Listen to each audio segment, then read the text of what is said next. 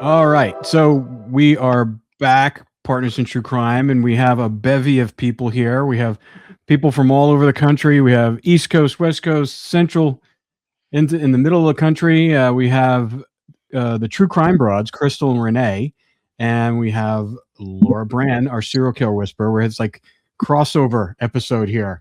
Two crossover episodes. It's really interesting. But Awesome.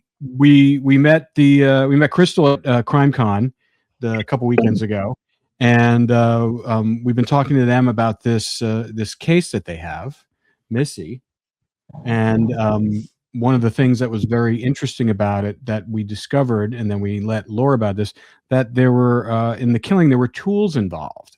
Now, if everybody knows the amount of podcasts we have done on the toolbox killers, Lawrence Bittaker and Roy Norris, I mean, Laura's, when we told her about this, her ears perked up, and she said tools because it's kind of rare that you hear about this. So, Laura, I just wanted to first of all introduce you to Crystal and Renee.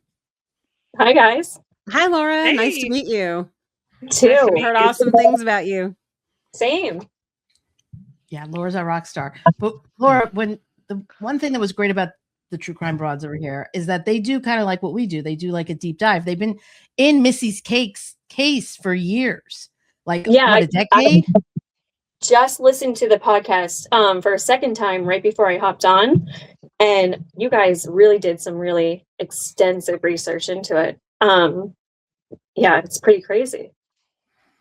Yeah, We've been obsessing for about 6 years now, haven't we, Renee? Well, longer than that, 10 but on total, our show. but 6 Yeah, on on our podcast. show for Yeah. 6. Yeah.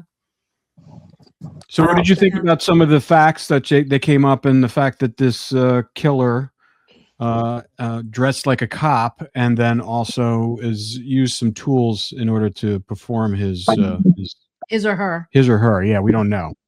Well, that's what was surprising me too. So I wanted to get like all the facts straight. So she, Missy didn't go to that church, or we don't even know if she had any affiliation to that church. That's She did correct. not. She and her husband attended a different church about 5 minutes away from there. Okay. Yeah, I Was believe there- she was just- She only had that for her location. They allowed her to use that to teach her Camp Gladiator, the workout boot camp classes. So that was her only affiliation that we're aware of. Oh. And it was let's see, what was I going to ask about what did you think about the Altima? Do you think that could be the perp, or do you think this is just somebody who just pulled over? I think it could be, but I could also see it not being. I don't see any strong evidence either way. I'm just sort of like, it's a piece of information that's there. Yeah. And until it's ruled in or out, it should probably stay on the radar. Yeah, you have a different opinion though. Yeah, one of the things that people often say, the reason that they tend to lean towards untargeted is because the perp crosses or passes by the front awning doors where Missy enters the church not long before she arrives. And so they think there's no way that's targeted because they wouldn't have done that. But I tend to think, and this is just my own speculation, that the person in the Ultima is watching out, which is why they're so comfortable knowing that they have someone that can alert them, hey, she's pulling in. There's a vehicle pulling in the church now. Get in position, that kind of thing. That's just my own speculation. I don't really have anything to back it up other than my own thoughts on different. There's a few other things that kind of go with it, but yeah. What do you think about, Renee, about the Ultima being there at 2:00 in the morning and the murder not being till like 4:30?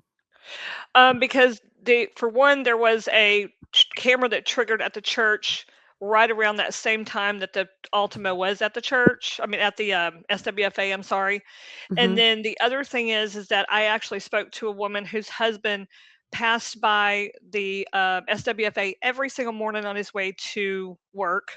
And he passed by at 4 a.m. every morning. And the morning of the murder, of course, he didn't know about it because it was 4 a.m. He passed by SWFA and there was a car in the parking lot, a silver sedan. And so he contacted the police department and they said, okay, come in and we'll, talk to you about it. So he did. And then I think they followed up with him like 3 or 4 times.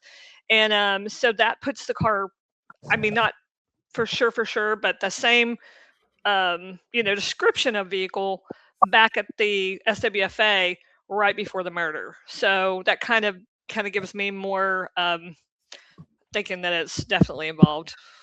What Laura- was the street like? I mean, is it a big town where she is, or would there have been any like foot traffic or? At the time of the murder, it was about 30,000 people, right, Renee? Midlothian, 30,000 people. I think it's up to like 40 now because DFW has just been exploding. Maybe even 50. Right. But at the time of the murder, it was 30,000 people. And it's not as out in the country as people make it sound, because 287 has through traffic on it all night. And that is where the gun store is that Renee just talked about, called SWFA. And then the church is catty corner half a mile down the street. I think it's 0.6 of a mile. Catty corner down 287. So this isn't the country, but it's definitely leans more rural than city, but it's still more like a suburb. It's not out in the country. Yeah. I've heard so many reports say, it was a desolate area. It's really not. There's traffic on 287 all night long. Well, the fact that 287 is right there means that they could have gotten away very quickly and been far away in a very short period of time. Laura, are you surprised that she didn't know anyone at that church besides her workout class that she was holding there, that she didn't attend that church regularly? I'm not really surprised. I mean, she still has a connection to the church. She was still going there to teach.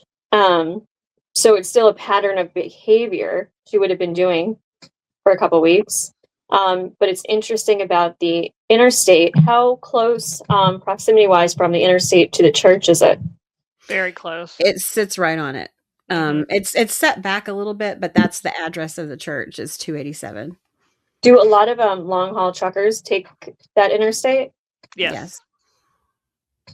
And they do have traffic throughout the night. So all the because sometimes you hear national reports and they'll say it was out in the middle of nowhere with no traffic, and that's not really the truth. There's 287. There's through traffic that people who have nothing to do with Midlothian are passing through. She did have a connection to the church, though. She had someone that she either worked out with or worked with. I don't remember that part, but they were the ones that actually got her set up with that location to do the workouts at the church. So she did have a connection there. I just can't, it was a man, but I just can't remember. I think it was somebody that, because she thanked him on her social media. Yeah, I've got a screenshot of that. We'll pull that up. Yeah, some man had helped her secure that, but we don't know how she knew him. Perhaps someone suggested it, because these Camp Gladiator instructors are always looking for locations. It's called a parking lot workout. So I'm sure you're familiar with that. You've probably seen them. And they're usually really early in the morning in a grocery store parking lot or a restaurant parking lot. And in this case, it was a church parking lot, but she happened to be moving her class inside that morning because the rain was too punishing to be outside. Yeah. And how many times had she done that workout at that location before? Is it the first time, or? No, it had been going on for about... Wasn't it a couple of months, Renee? I think it was like 8 months. I think it started it the was quite a previous while. year, like August of the previous year. August of 2015. Right. Yeah, I think you're right. And she would post all this stuff on Facebook. So anybody within the Facebook group and anybody who shares it, I mean, you're kind of, it's kind of like they knew where that was going to be, what time and all that. She had a public profile, so anybody could go on her profile and see it. You can still do it today. Yeah, you can still see it on there today on her Facebook. And she wanted people to see it because the more people who come, the more money those people make. So she was wanting to spread the word and grow her classes. So she had that information. Open for both male and females to join? Okay. Yes. And was it a free class, or did people have to pay for it? It costs money. You pay by, wasn't it 6-week chunks, Renee? Something like that. You could sign up for a free class, but after that, you are expected to sign up and pay. Did you guys get like a list of everybody who took the class? No, ironically, we talked to the head of Camp Gladiator that was over that area, and she said that Didn't she tell us, Renee, that, I'm sorry, I keep asking her. It's been so many years on some of this stuff.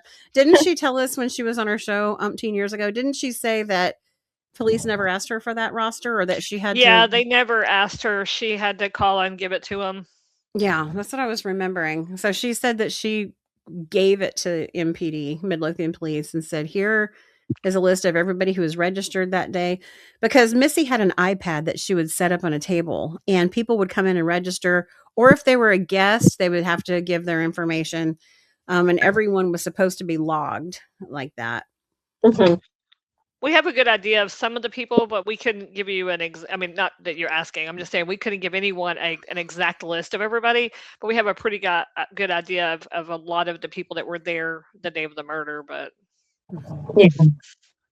And if you were driving on the interstate, could you see the church? Yes. Like, it's tall enough? Yes. Yeah. It's a one-story church, but you can still see it. It's not like Yeah. an old-timey church with a big steeple or anything. It's more that modern style, where it's a little bit shorter, but you can still see it from pretty much all angles. Wouldn't you say, Renee? Yes. You know that area a little bit better than I do since you still live Yeah. there. But yeah, I think it's visible from every angle. Yeah, it's even visible from SWFA. Okay. Is there like trees around it or buildings or a graveyard, or is it kind of just sitting? There's some trees. There's There's some trees. There's trees. There's a lot of field on each side of it. Across the street, there's a business called Firefly Gardens that is a wedding venue, and they were there at the time, which is really weird because there's a camera that sits right in their driveway that points straight across the highway at the Creekside Church of Christ driveway, and that just kind of blows my mind. And then there's houses next to each one of those between Firefly Gardens and SWFA, which is on the north side of 287. Wow. And nothing was captured? Say it again. Nothing was. I don't know. I reached out to them years ago and never got a response from them. And police only, well, actually, some other people mentioned one time that there were 2 locations that the police got video from, and it was I think it was an eyeglass store or vision center, I guess, and then Whataburger, which they didn't get anything from that, and maybe a dental office, but that one was never mentioned, and I thought that was weird because that camera faces, I mean, straight head on to Creekside. Yeah. That is weird. Well, they may not have released it. They may have it. Yeah. But I mean, if they have it, in my opinion, I don't see how they don't have more info, but I guess they do, and it's not sharing it. Right. So can you guys walk me through the timeline of the day of exactly what happened leading up to going into the church? Yeah. And you're referring to when Missy arrives at the church? Start with because the guy was there before, right? Who pulled over. Mm-hmm. Yeah, start around there. And had he already pulled when they broke the window? That was after he had sat there for a while, right? No, We don't the know. camera, yeah, we don't know about that. The camera trigger was close around the time that the Ultimo was seen over at SWFA, but it was just a camera trigger. So they kind of assumed that would possibly be when they broke maybe a window to see if maybe there was a silent alarm of some sort. Mhm. That kind of makes sense to me in my head. Like I said, no confirmation on that. Mhm. And then it is 3. I then forgot the time now, Crystal. 3:56, 3:58. It's 3:58 when the perp is first seen on camera. Although they do believe that the person spent some time in the kitchen before they come out and are seen on camera. And so they come to walking around, and they're just kind of walking around and opening up doors, walking in rooms, and coming right back out. Like they walk in and come right back out. Then there's one door that they, what I always say, pretend to break into. And then at the end of the video that police released on YouTube, they're taking their hammer and they're breaking glass in one of the rooms that they were told mentioned to have been rummaging around in at one point. And then it's approximately 4:18 when Missy arrives at the church. She gets out of her vehicle.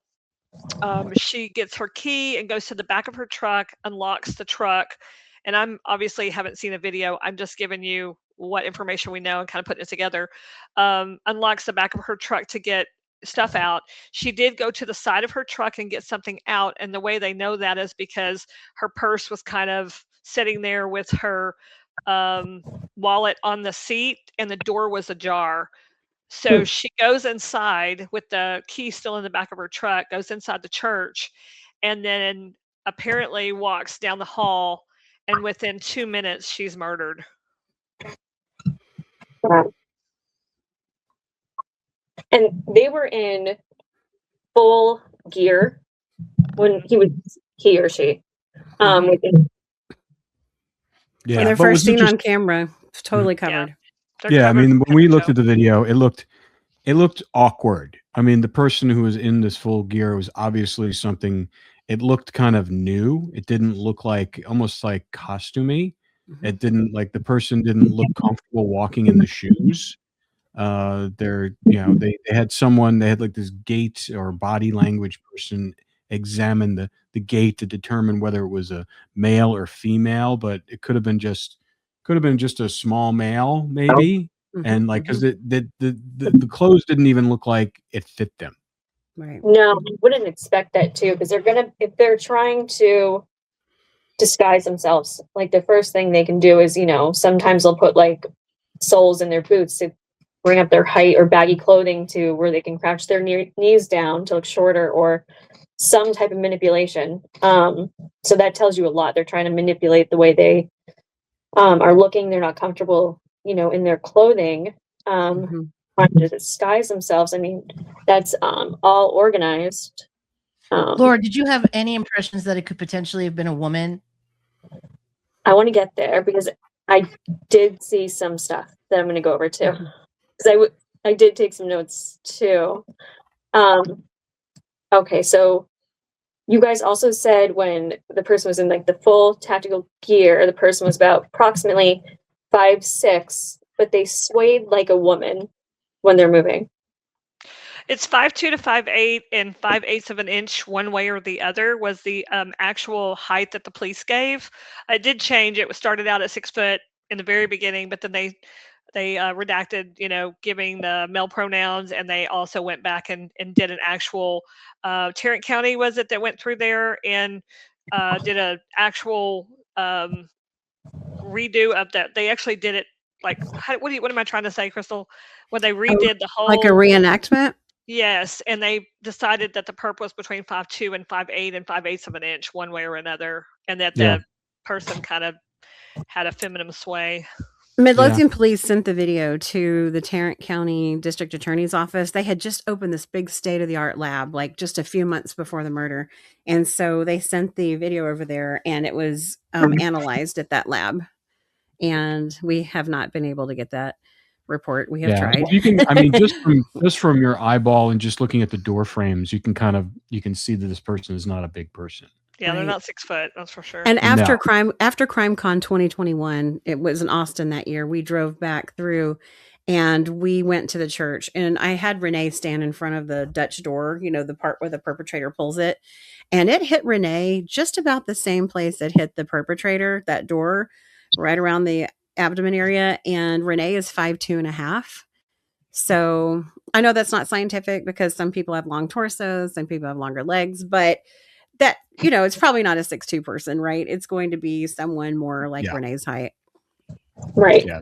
They didn't look like a large person, even though the camera angle's more of from a kind of surveillance high angle.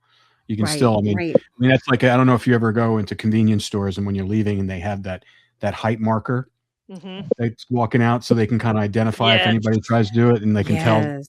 So that you use door frames and everything to kind of really, eyeball someone's height.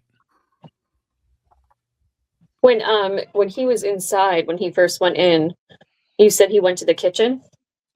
They said they spent some time in the kitchen, and the first time they're seen on camera was 3:58 a.m. So we've heard conflicting reports of where the perpetrator came in through, so it's kind of weird. But I believe there's two people in there. So if one of them came in through the kitchen, that makes sense that they're in the kitchen for a while, and then they come out of the kitchen and they're finally seen on video because there is no cameras in the kitchen. So that makes sense.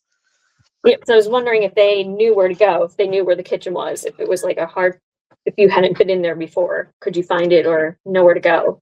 Probably so. It's funny that it just seems like such a small building when you're in it. When you see the surveillance cameras, you know how it's up high in the corners and it makes everything look bigger. But when Ray and I visited, we couldn't believe how small that church is. We just walked. What it take us just a few minutes to walk the whole interior. It's not big. So I would think that in that 30 minutes that the perpetrator had alone in that church, at least 30 minutes, it would be pretty easy to figure out where everything was in that length of time. Do you think he was doing that during that 30 minutes as he was kind of going around all the grounds to see what it was like looking like, kind of scouting out the area for it? Yeah, probably so. And just trying to figure out how that person was going to put together the attack when Missy walked in. And also, those are motion activated cameras. So every time the perp would get within a certain range of the camera, it pops on. And, you know, the murder itself was not caught on camera. So I guess the perp knew to lure her off into an area. Perhaps that was intentional. We don't know, of course. But that's interesting because how would you know that if you've never been there before? Right. Well, That's really- maybe they scoped out where the cameras were when that 30 minutes of walking. Yeah, they're around. 28. That's true. They're 28 minutes of walking around. I guess they got to know it pretty Yeah. well. I Or the couldn't tell perpetrator from could have visited the church at some point. Yeah. The other thing that was interesting. I'm sorry. Go ahead, Laura. I was gonna say, I just don't get it. Wouldn't you, like, typically you would smash out the cameras, get rid of the cameras, Yeah, take the right. symptoms out. Yeah. Yeah, Well, this that's what- person seemed to be enjoying prancing around on camera. It's very strange. Laura, that's what made me think of some of the serial killers we've talked to, especially serial killer X and a few of the others, where they want people to know. This was a taunt. Yeah. I just Could thought that be. was an interesting. It was an interesting thing because it didn't make sense to us. Why wouldn't they smash out the cameras? Right. Why? Right. And why intentionally go in there knowing there's a chance you're on camera? But Renee, It was a bold person. Renee, you said something interesting. You said you thought there were two people there. Yeah. Yeah, I've always thought there was two people because there's a couple reasons. On one of the when the person is over at the door and they're fiddling with it and they put the tools back in the front part of their vest and they turn around and they pop their hip, which is why I think it's female, and then they walk across. You can look at their boots and then you can tell that they have their pants bloused and they're wearing them kind of like the military or the police or Yep. SWAT, do. And then there's another part at the very end of the video where the person is taking the hammer and they're hitting the glass, and you can see the glass because the camera kind of pans in and zooms, and you can see the glass on the floor, and they have on regular police shoes. It's no longer boots. You can even see the pants. So it's very weird to me. I know people were like, well, there's too many pixels, you can't really see it. I don't know. I feel like I can see it, and I wasn't looking for that. I was just watching the video. So, and a lot of people agree that it looks like regular shoes there and regular pants. It doesn't look like, there's no sign of a pant leg or anything like that anywhere else but there. Yeah. Do you think maybe they could have been under the influence of something that might, because to me, the way they were walking there was no purpose in their walk. Right. It They do was just seem kind like they're wasting time waiting for Missy to get there. They don't really have a Exactly. goal, just wandering about. Which is another reason that I think there's two people, because I think that they were comfortable enough knowing that they had someone to warn them. Because it would be, I would never do anything like this, obviously, but if I was, I would want to have like somebody watching because I'm going to get caught. Somebody's going to catch me off guard or whatever. So if somebody's watching and can kind of, hey, to let me know when, a truck pulls in, because that's what she drove. Let me know when a truck pulls in. Doesn't matter what color. I just need to know a truck's coming. It would make it that much easier for them to be successful at what they're doing. One thing after us walking the church and knowing how dark it was that night, and it was raining, and it was still, the sun didn't come up for probably at least a few hours after the murder. There's a lot of glass. There's lots of windows and glass doors, where those main doors are all glass pretty much. Because a lot of people say they think it's untargeted because the perpetrator didn't seem to be in the right position, or, all kinds of different theories, Renee. We've heard them over the years that the perpetrator seemed to not be there for Missy because they weren't positioned correctly. But I honestly think that if you're in that church, it's not big, there's tons of glass. If the perpetrator, if Missy were to pull up in her truck, of course she would have her headlights on. You would see that from every angle of the church. It would illuminate everything. So I really don't think that this theory about the perpetrator was surprised by Missy and then killed her because she walked in. I think that the perpetrator would have known a long time before she walked in that she was present, because you would see those headlights, because she drove right against those windows and against the glass doors as she pulled around to the awning to unload. You know what I mean? I just don't feel like the perpetrator was in the church and all of a sudden Missy pops up inside. I just think that would be hard to do. Yeah, and I Yeah. don't think it's kind of like a break-in gone wrong. I mean, because what was anything stolen from the church, and what was in there? We don't even know. We heard that they take the money immediately to the bank. I don't know Yeah. if that's confirmed, Renee, but most churches do that. Do you remember if that was ever confirmed? We just know that it was confirmed nothing was taken. Yeah, Yeah, that's so- police have stood behind that nothing was stolen. Yeah, so Laura, what do And you not think? even from Missy. Not even from Missy. Missy and Missy's husband told us she was wearing her wedding ring, her iPhone, her gun was in her truck. Her truck was wide open. Doors were still open because she was unloading when she got killed. So there's literally, they could have just reached down and taken her wedding ring off her finger, and they didn't do that. The perpetrator didn't do that. What do you think, Laura? It's all really interesting. Very interesting. I'm trying to think. So if there is two offenders, trying to think, were they both in the same type of getup with the covering of the mask, like head to toe, as well, from what you can see?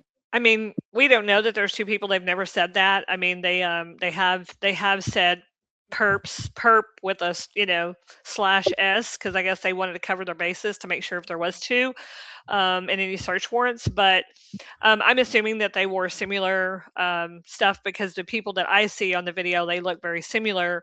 You just really have to look for the differences, and there's not many. But I do think that they walk a little different.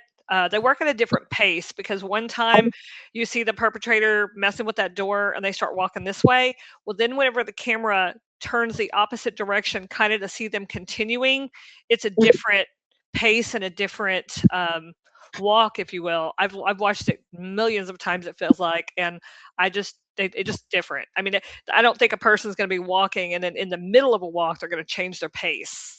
I guess they could if they're trying to slow down, like, oh my gosh, what is that? But they're literally in the process of walking and it changes. The offender was, maybe changed his shoes or something that, that we didn't see. That's true. Walk to make it almost seem like there were two. Yeah, that's true. The other thing I was thinking also is that instead of possibly being a small female, could have been a teenage male. That's true.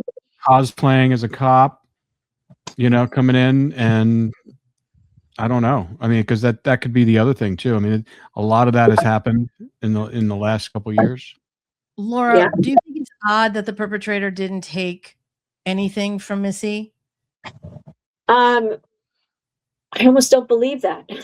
Dude, because I think if he took something, you might not even notice. Like, he could take a lock of hair. Like, that, a lot of people take that. It could be something like that on her body, or maybe something in her purse that, like, you wouldn't be aware of, or maybe nobody would notice was missing. You can take just, like, a couple inches off the back of your hair. People don't typically notice that kind of stuff. Yeah. It just seemed like this guy's going to walk away with no trophy from that, especially after a brutal attack like that. Yeah, and the fact that she had a pretty big social media following on Facebook because she was promoting herself on that, and I saw pictures of her. I mean, she was in great shape, and so I'm sure she posted all those pictures of her in great shape. So you have maybe someone online basically getting into her and stalking her online, and like I said, she was having problems with her marriage. So there's that element there. I mean, they cleared the husband, but she was having a relationship with someone, and whether it was physical or emotional, it was the beginning part of it. So you have a married woman, she had children, correct? Mhm. All right. So that you have that, the marriage is on the downswing. She's transformed herself into this fitness queen, Mhm. and she probably feels great about herself, feeling her oats and promoting herself, and she's I used to work in gyms when I was younger too. I mean, there's a whole culture surrounding the group of people. You get very close to the people at your training and the people at the gym, and you never know really who they are. You just know who they are when they're with you at the gym and you're training them. But it's people get attached and people get kind of weird. You never know what they're like in their private life. And there's a lot of what ifs here that can show a potential cornucopia of suspects. That it could Mhm. be former lover, someone who's like jealous of her, who's taking her class, someone that is a sister or a brother of someone that she's having an affair with, that found out about it, or it could be just someone that's just friggin' jealous. Mhm. Yeah. You don't know. I mean, Laura, what do you think? Just looking at the evidence in the crime scene and the perpetrator, do you think it was vengeful? Well, I or want random? was okay. So the husband, did he have like a girl on the side, or was he seeing anybody else? Renee, Not do that you know? not that we've ever heard. I mean, there's always been lots of rumors and so forth, but nothing that's ever been proven. I mean, he did get married after Missy was murdered, but it was a couple years later, and it was somebody that he knew before, and that went to church with him and Missy. But I think that was just something that Yeah, happened afterwards. yeah, yeah.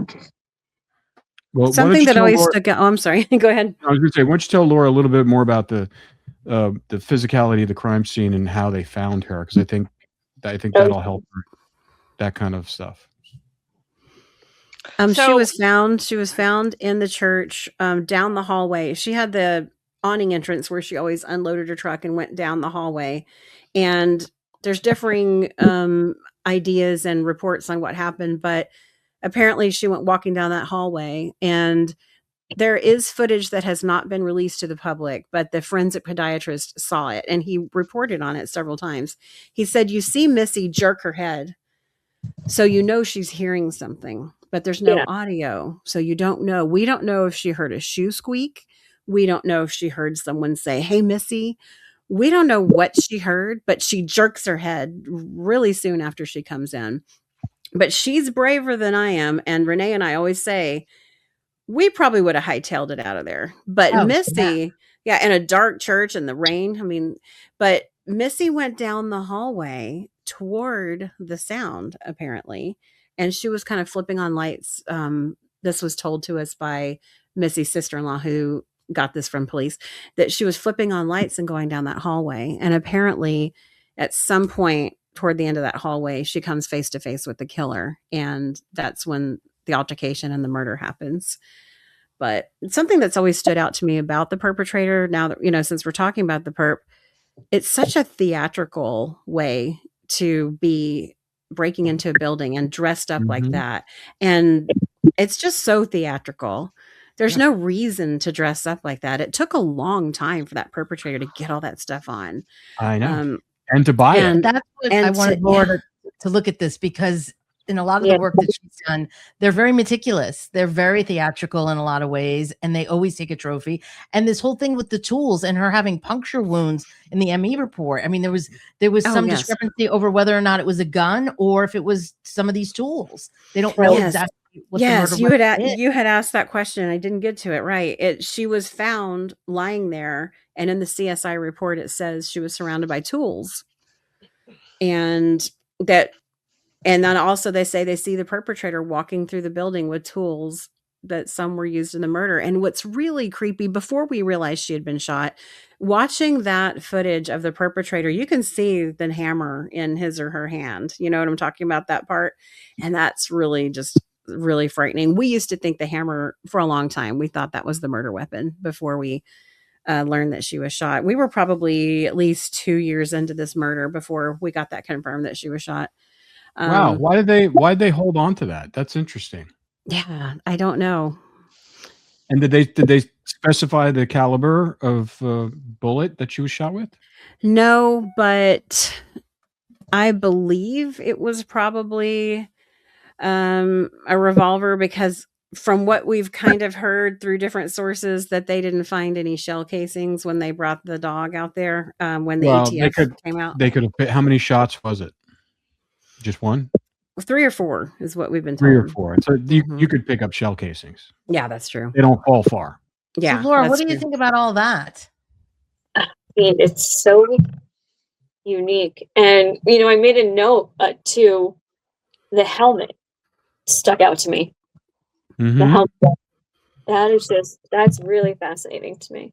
What stuck out to you? Because it stuck out to me too. The helmet. Well, I mean, I'm trying to think of another crime scene I've seen it at. I haven't. And, you know, I feel like this is a male offender, but I feel like a helmet would be something more of a female might put on if she's going to attack it, especially in that way. But if this is a small man, he might do the same thing. I just thought the way that person was wearing that helmet, because like I said, I've been around enough SWAT teams, and that's, you know, everything looked like a disheveled SWAT guy. You know, Yeah. it's like nothing was dialed in. You look at their gear, it's dialed in, it's close to their body. It's like even the police, whatever thing in the back looked like a costume, looked like a Yeah. Halloween costume. It does, and Well, very does- theatrical, like you said. Like it was Does piecemeal SWAT together. gear, does SWAT typically wear gear that says police or SWAT? It depends on each municipality. They have acronyms for their teams. They have CERT teams, they have SWAT teams. Some just say police. But you know, normally SWAT guys, they're usually wearing tactical vests. They're not wearing the big bulky, you know, it look like a windbreaker. Yeah, it kind of You know? looks like a combo outfit to me. Like they kind of Yeah. improvised on some of it too, because obviously a police officer might wear a helmet if they're driving a motorcycle, but if they're driving a vehicle, they're not going to wear a helmet.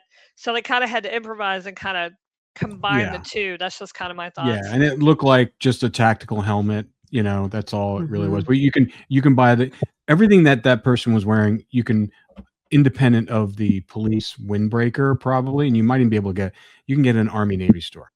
Mm-hmm. Yeah. Or you can And we've order, also or you heard can order it expert- online too. You can order it online. We've also heard experts say it looked like police riot gear. Yeah. So I guess that's more of the same kind of thing. Laura, what do you think of the tools with your experience with the toolbox killers? Well, you know, it's you know, the puncture wounds, you know, the chest and the head.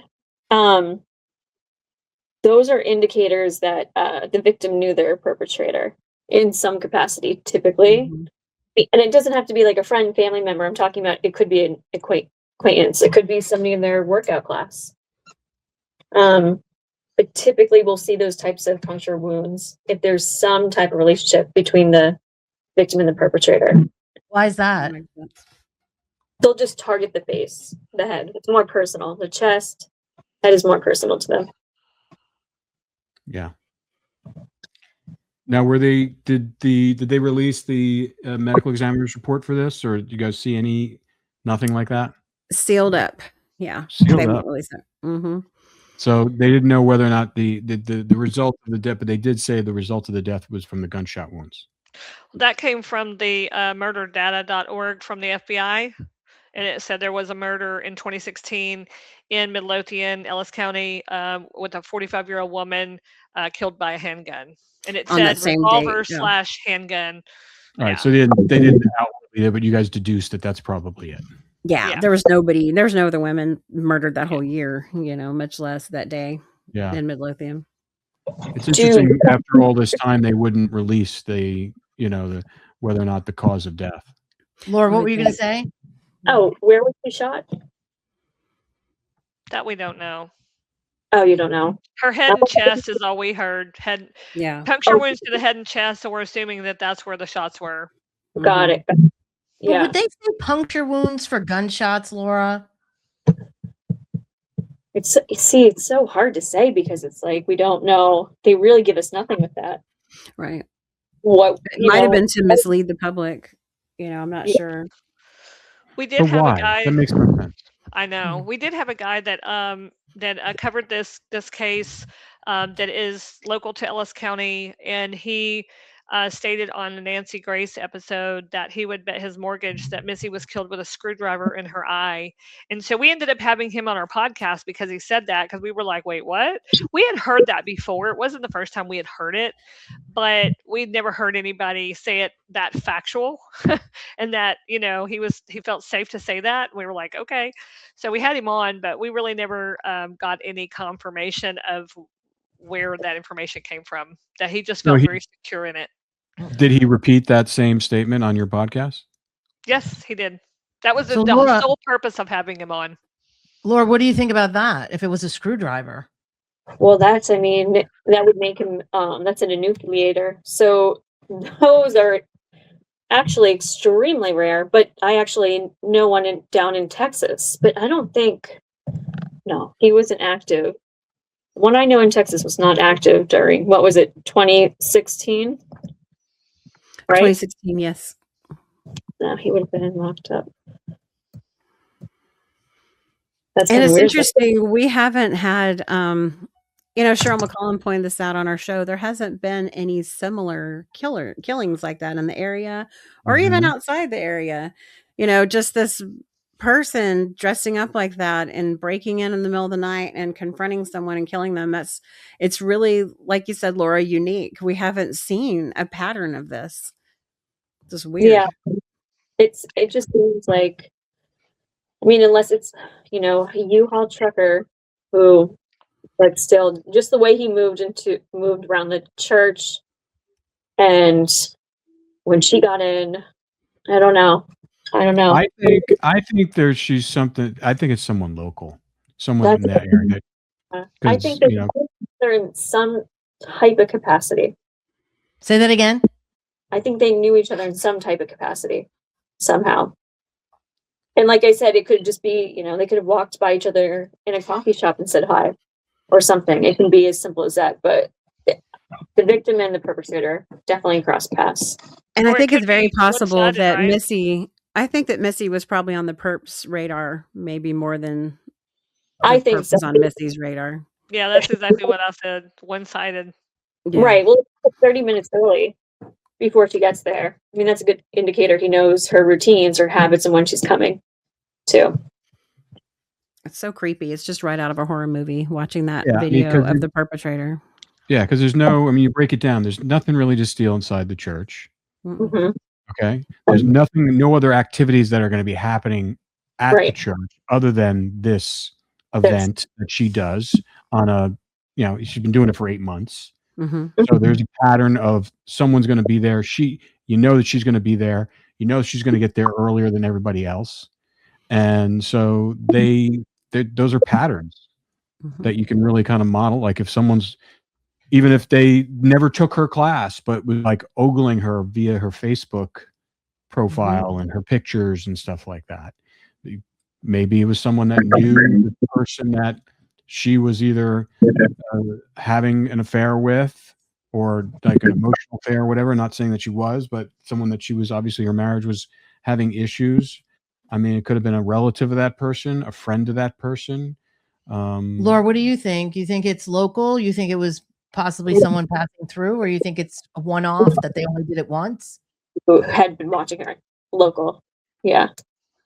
I'm wondering, is there any, I don't even know what you would call it really, organizations that are like anti-religion or out there? Yeah. What was the denomination of the church? At the Church time, of Christ. it was Church of Christ at the time. Since Did you- then, it has turned into a non-denominational church, but it's still the same name, Creekside. Okay, so basically a Christian church. So Mhm. nothing. Yeah. So pretty middle of the road. Yeah. Yeah. It's also important to note how hard it was raining.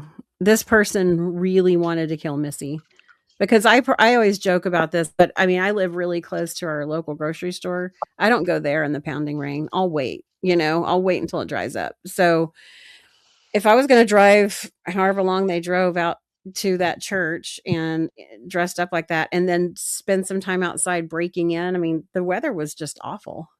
Yeah. It's just really Was strange. there a habit of, obviously, when like she used to do it in the parking lot, but if the weather's bad, they would go inside. So obviously, so there was a habit of putting the class inside Mhm. when there was inclement weather, when there was bad weather.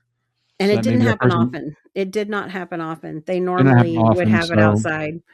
And then if it was only a little bit raining, they would do it under the awning. There was a huge awning. It's not just your typical awning. It's more like a big roof over a patio. And there's plenty of room. We walked it not that long ago. Renee and I did. And we were thinking, yeah, this is kind of weird to call this an awning. This is more like a big roof. And they would do it there if it was only raining a little bit. But this morning, I have a feeling the rain was kind of going sideways, and it wouldn't have been possible to even focus on exercising under the big awning. I think that's why they moved it inside. Just the rain was too much. Yeah. Laura, what do you think about the weather being? Oh, the weather was another note I made, because I've seen a lot of kidnappings and stuff that always they wait for the downpour of rain. Mm-hmm. The cameras that can make it harder for us to see the vehicle's license plate, that type of thing. Mm-hmm. As for the church, I don't know the history of it, but were there any sexual crimes or any allegations of sexual crimes that happened at that specific one? Not that we are aware of. No. Not that we've heard. Any in the town or in the surrounding towns, any churches of that kind of stuff? Mm-mm. I don't No. think so. Mm-mm.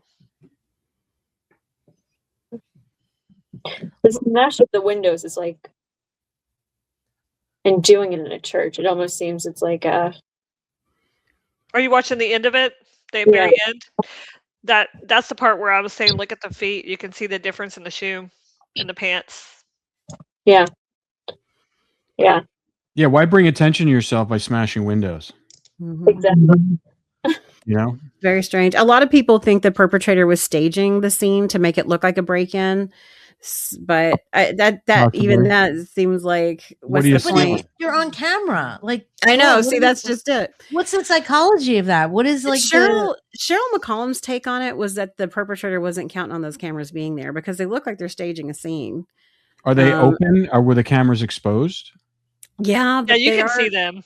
yeah, they're up in the corners. It's the little but- dome ones.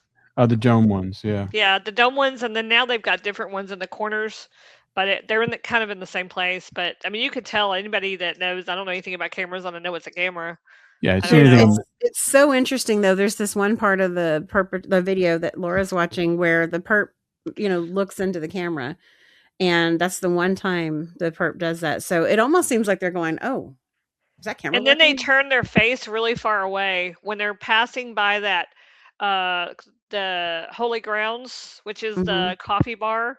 They look up and it's like they see it and they turn their face really far this way, like they're like, maybe I'm so close that they can tell who I am or something. Kind of interesting. Mm-hmm. Were the windows internal windows, or he's smashing them out to the front windows? No, that's an Into- actual office that he broke that window in. It's across from, actually, it's very close to where Missy was killed, from what we understand. But that is actually an office, and that was where they said that they rummaged through a bunch of, files and things like that.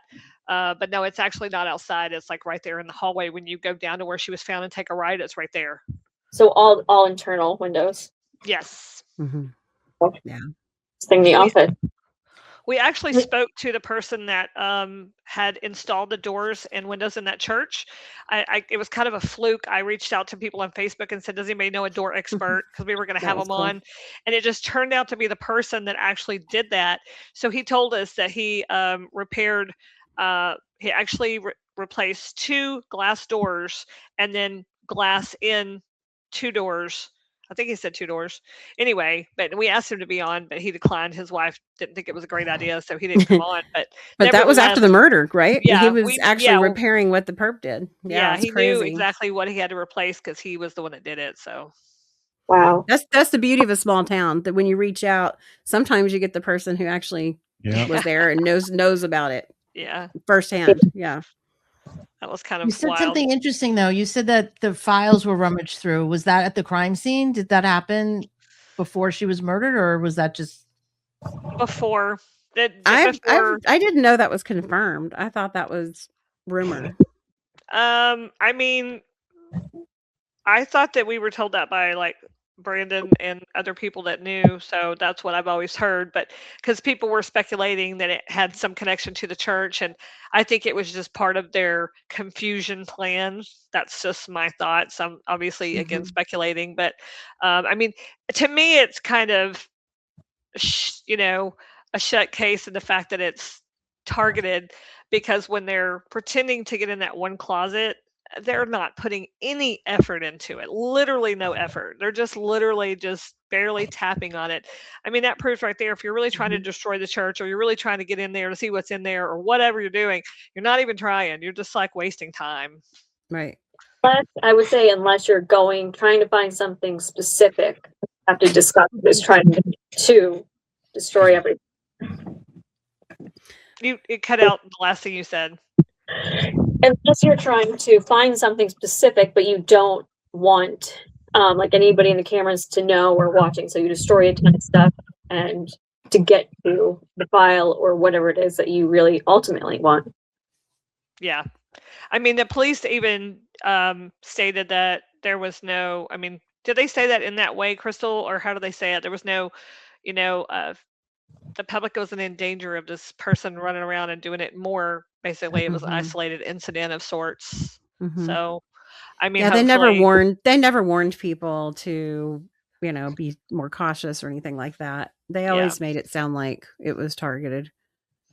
Yeah. And police have come out and said it recently, in the last year or so, in their really brief updates. That's the one thing that they have said. I believe Carl Smith said it. He's the chief of police, and then Renee didn't. What's his name? Anthony. Help me with his last name. are you talking Can't about believe I Mark? can't think of it. No, You're talking the about, one that's in charge of the case now, supposedly, that he's been on the case since day one, and your friend knew him, dated your friend's daughter. oh, What's his name? I oh my can't believe I gosh. can't think of his name. Whatever his name is. Yeah, he said recently that it is targeted. So I think that I can't believe the it. It police sounds the like police it. think it's the police think it's It really targeted. And I does. don't believe they've ever really thought it was untargeted. At the very first press conference, they did say, it could have been untargeted or targeted, but then they would follow it up by saying it's just unusual for us to have this kind of activity in, the middle of the night in a Yeah. church. Well, So I can understand. I can understand their trepidation about giving too much, since it's it's a not that it's a small town, but it's it's a smaller town, mhm, and you don't want to alert the criminal that mhm. they know what's going on, because they're Right. watching the news too. So you don't want Yeah. them to flee. You want to make them, like, lull them into complacency. You want them to feel Mhm, comfortable, like there's nothing happening in the case while mhm. they're working on it. So I understand that part of it, but still, after 10 years, it's like, it's ridiculous. And at Unbelievable. that point, you want to throw as much exposure and information. And like you said, the Midlothian PD, I mean, the people that are in charge of the case, you said that the Texas Rangers are interested in it too, or they're working on it as well, Yes, which I finally. think, yeah, I mean, that it's interesting that they just, at 10 years. So When do they actually take it over? Or are they taking it over, or are they just assisting? They're assisting. We heard there's one Texas Ranger there working in the office with them, with Midlothian Police. So that's great. And he's apparently going back to the beginning, starting over, interviewing Yeah. people, re-interviewing people, interviewing people they missed, talking to everybody, really, because we heard a couple of people they're talking to, and we're like, wow, that's really digging. That's getting everyone. That's good. That's great. Mm-hmm, mm-hmm. That's what you have to do. And it's just, but Laura, what do you think? It's fascinating, very fascinating about the whole thing. I wanted to hear more from you guys about if the possibility of it being a female. yeah, I mean, to me, it's, Well, Crystal Renee, what do you think? Do you think that it was a woman? I mean, we've talked I about do. it before. I do. I mean, the person that I see walking across the hall whenever they are tapping on that one door and they turn around, you see their hip pop out, and then they walk, like a female to me. But then again, of course, I see a male too, so at a different point in time. But I do think that person that we mainly see is a female. I do too. I think this person's going to end up being a very unusual person when we finally find out who they are. This isn't going to be your regular run-of-the-mill murder. Obviously, it already is not, just by looking at the facts. But I think this is a bizarre murder, and the perpetrator is going to be a bizarre person. Yeah. Do you think it's possible that, if it was two people, it could have been a male and a female, possibly? I do. I think in my opinion, the female is the ruse. They're the ones that's trying to confuse everybody, and then the male is hidden in the background. And of course, they see them leave, but they're the ones that come out and kill her. That's just my thoughts. Well, that's typically how male and female partnerships, the killer partnerships, they'll do it that way. I mean, that makes sense because she was fit. Like, I can't imagine that a small woman would have been able to just take her over like that without a fight. Right. Or shooting her. Yeah. I think unfortunately the gun was the leveler there. And was why Missy wasn't able to fight back. Yeah, I'm just, to me, it's surprising that they haven't released the report. Me too. Yeah. To me, it's like either that tells me that there's something in the medical examiner's report that kind of shows a unique cause of death. Mm-hmm. Like, if it was a screwdriver to the eye. I mean, a gunshot wound is not controversial. No. That's like, that could be ruled as, they were breaking, she walked in on a break-in, pop, pop, pop, she's dead. But the fact that, there's puncture marks that we apparently heard that she had, and who'd we hear that from? Right. That's what the police reported. That's what the police have been saying. Okay, so that's in the police report. So that's definitive. Mm-hmm. And, I mean, I know you probably tried to reach out to her ex-husband or husband at the time. Mm-hmm. We used to talk to him a lot. Yeah. Yeah. He didn't indicate any kind of cause of death or how she died? No, he said that she was shot, and unclear on anything else. Because he would have seen her body. Yeah, he did. He did. In fact, I think this is okay to say. I think this is publicly known, Renee, that he insisted on a closed casket. Seems like he told quite a few people that, not just us. Yeah. The funeral home was wanting to have an open casket, and he got there and he saw one little thing that he didn't like, and he said, I already told them that if I see anything that's not perfect, any signs of trauma, we're closing it. And he, at the last minute, literally at the funeral, he said this is going to be closed. So did he say where the gunshot wounds were? Because if he's looking for a closed casket, the only thing that's appearing in a casket is your face. Yeah. I think it was more to, I don't think it was her face, but I think it was still, still visible from his point of visible. view. That's the only thing you're really visible is like your torso, which is going to be covered with clothes. They do a great job of, making it look good. But the only thing, if there was something that he's seen is so, I mean, to me, I heard him. I think I saw him talking about that on Reddit. He's active on Reddit and he uses his real name. So every now and don't you think he said that on Reddit? Yeah, I that's thought where I saw that's that. the only place he communicates. Yeah, but I thought that's where Mostly. I saw that because at first I was thinking, oh, I don't want to say something that he told us in confidence, but I've seen that so many places now, not just Yeah. him telling us. So He tells Reddit a he lot. must have told someone else that, yeah. Yeah. But yeah, it's just been weird. You would think that after 10 years we would be a little bit closer to resolution. We don't know how close the police are to resolution because they're very secretive. So Right. it's hard to say. Yeah. Yeah. Well, Laura, you have any other questions for them? No, not right now. God, it's just such a fascinating case. It's really wild. I mean, with the tools in the church and could yeah. be a partnership. I mean, that's wild. That's really wild. And also Yeah. with it being a church, I mean, this is the South, right? Even if you're going to be crazy enough to kill someone, people might hesitate to do it. I mean, that's God's Right. place. You would And think it that was- maybe you wouldn't do it there at least. Right. And it was on a Sunday. I feel like there is a connection with Monday. the church. It would not be that church. Monday. specifically, It But was I early Monday. Yeah. Yeah. But I think there's some type of connection where the offender may feel victimized from a church or from, religion in that aspect too. Mhm. I think it's something we're looking into and exploring. Mhm. Yeah. But now it's changed over. So it was a regular Christian Doesn't matter. church. I think she's saying in general. It doesn't even have to be that church. How Could have soon? just been religion in general, or a Catholic church, or any other type of church. Could have been someone who was victimized and then held that anger. Right. Yeah. I mean, I think to me, it all sounds very personal.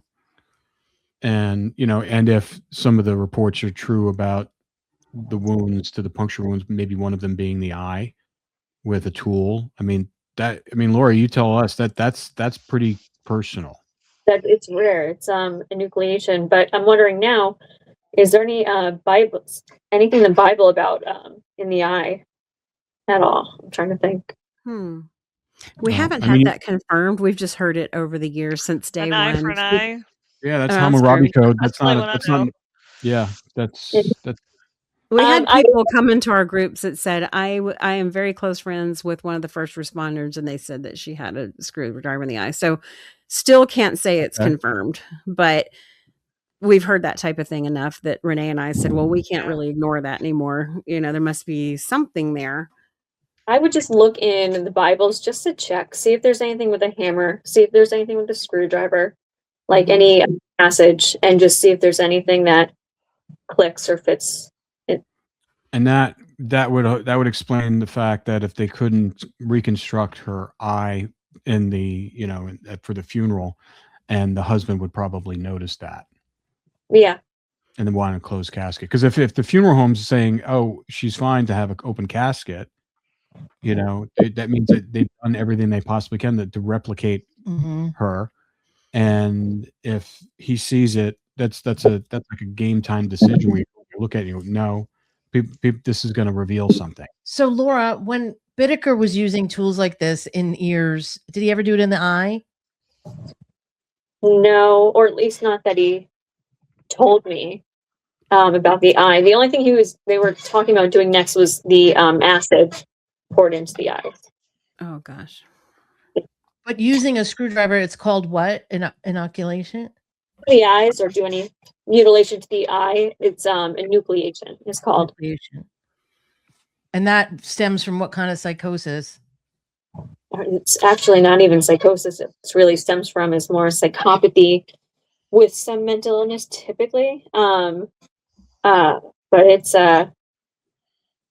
we don't really know where it stems from as far as like the childhood goes. It's exceedingly rare. Exceedingly rare. I And think it's only very symbolic too. yes. To stab someone in the eye. Mm-hmm. It's just like it's not like she was fighting. It looks like she was probably down, and if she was died of gunshot wounds, maybe that was the last thing they did to her. Yeah.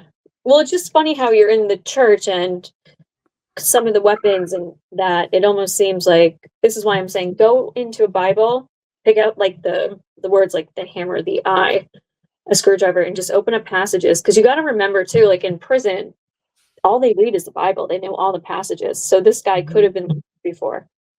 There might be something in there that you'll read and you'll be like, oh my God, for her case. And things will start to click. And you mentioned psychopathy. I think about how the perpetrator looks so calm and cool and collected. Of course, we don't know what's going on inside of them, but they don't look really freaked out. They don't look like I'm gearing up to kill someone. They just look like they're killing time. And maybe that goes along with the psychopathy as well. And then also the fact that this person just sort of went back into society. That would be hard to do after brutally killing someone, I would think, just to sort of blend back in. So this person must be able to maybe not signal what they've done. But that's also why I was asking Laura, because I was wondering, Laura, do you think that this person has done something like this before or after? Or after? It's hard for me to say that, not knowing the extent of the wounds. You know what I'm saying? Mm-hmm. It's so hard to make that judgment without really knowing. Well, the fact that they got away with it and they weren't recognized and they had a disguise. I mean, usually doesn't that usually embolden someone, even if it was a crime of like. Yeah, see, if it was a first crime, you're right. It could embolden them to do it again because they've gotten away with it. Mm-hmm. So yeah, I mean, that is possible. Yeah.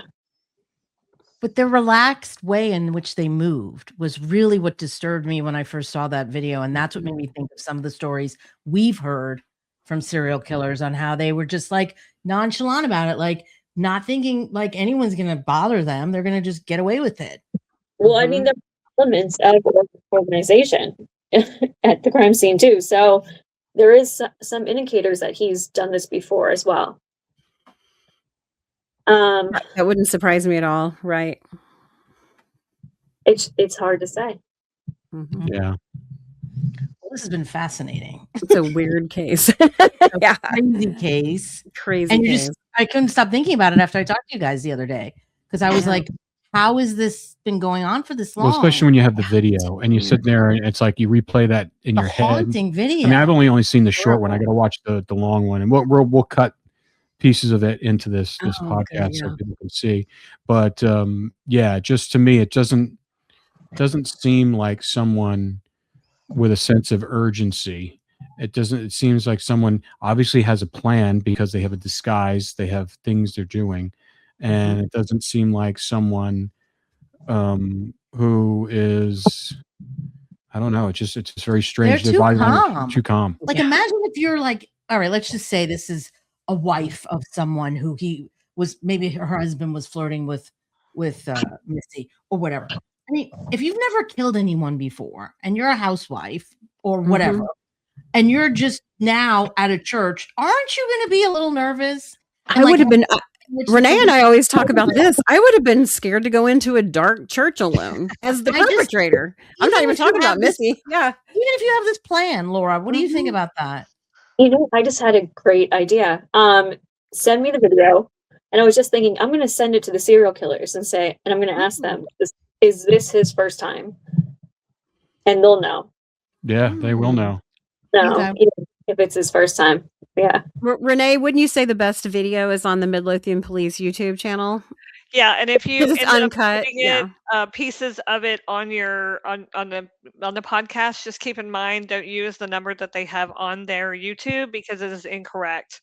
We've tried to get them to fix it, but they say it's impossible to do that. But yes, there's three. What number are you talking about? It's the Crime Stoppers number for anybody who's. I'll block it out. I'll block it out. Because it's wrong. So, but there's 3 videos, 8 seconds, 20, and 2 minutes and 20 seconds. I would just use the 2 minutes and 20 seconds. You know who also we could probably loop in here is Andy Cahan. Ooh, who's Andy?